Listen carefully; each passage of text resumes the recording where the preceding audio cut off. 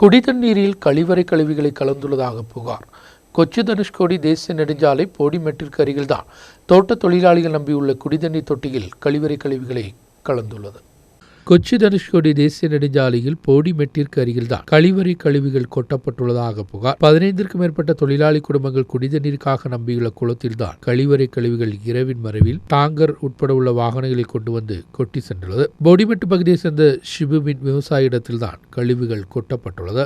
ഞങ്ങളുടെ ഉടമസ്ഥയിലുള്ള സ്ഥലമാണിത്. ഇതിനകത്തുനിന്ന് ഇവിടെ വന്ന് ഈ കക്കൂസ് മാലിന്യങ്ങൾ കൊണ്ട് തട്ടി കുടിവെള്ളത്തിൽ കലർത്തി ഞങ്ങൾ 10-15 തൊഴിലാളികൾ ഇവിടെ താമസിക്കുന്നുണ്ട്. അതൊരു ബുദ്ധിമുട്ടായ ഒരു രീതിയാണ്. അപ്പോൾ ഞങ്ങളത് കംപ്ലൈൻറ്റ് പഞ്ചായത്തിലും പോലീസിലും കൊടുത്ത് ഇവർ അന്വേഷിക്കാൻ വന്നിരിക്കുകയാണ്. ഇതായത് നല്ല സഹകരണം അവരുടെ നിന്നും ഉണ്ടാകുമെന്ന് പ്രതീക്ഷിച്ചു. கடந்த தினம் ராஜகுமாரி நார்த் குருவிழா சிட்டி பகுதியில் 4க்கும் மேற்பட்ட குடிதண்ணீர் சேகரிக்கும் இடங்களில் கழிவுகள் கொட்டி சென்றுள்ளன. இதற்கு எதிராக கடுமையான நடவடிக்கை எடுக்கப்படும் என்று സാന്തൻപാറ ഗ്രാമപഞ്ചായത്ത് தலைவர் ലിജു വർഗീസ് தெரிவித்துள்ளார். സ്ഥലങ്ങളിൽ ഇങ്ങനെ കക്കൂസ് മാലിന്യങ്ങൾ കൊണ്ടുവന്ന് രാത്രിയുടെ മറവിൽ കൊണ്ടുവന്ന് പല സ്ഥലങ്ങളിലേക്കും കുടിവെള്ള സ്രോതസ്സുകളിലേക്കുമെല്ലാം ഇത് ഒഴുക്കിവിടുന്നതായിട്ട് കാണാൻ കഴിഞ്ഞിട്ടുണ്ട്.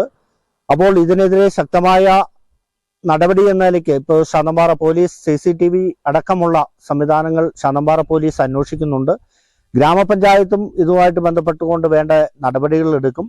പലപ്പോഴും ഈ NHന്റെ സൈഡുകളിലായിട്ട് മാലിന്യം കൊണ്ടുവന്ന് രാത്രിയുടെ മറവിൽ വലിച്ചെറിയുന്ന നിരവധി സംഭവങ്ങൾ ഉണ്ടായിട്ടുണ്ട്.